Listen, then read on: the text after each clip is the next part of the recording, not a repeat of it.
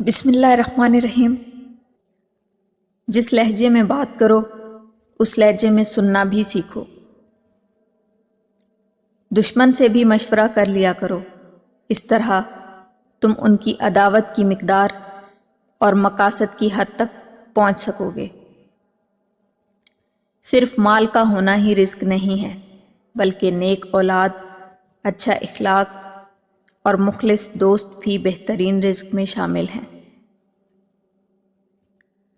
دشمنوں کے درمیان ایسے رہو جیسے ایک زبان 32 دانتوں کے درمیان رہتی ہے، ملتی سب سے ہے، دبتی کسی سے نہیں۔ اپنی رائے میں کسی بزدل کو شریک نہ کیا کرو، کیونکہ وہ تمہاری رائے کو کمزور بنا دے گا اور ایسی چیز کو بڑا بنا کر پیش کرے گا جو در حقیقت بڑی نہیں ہوتی۔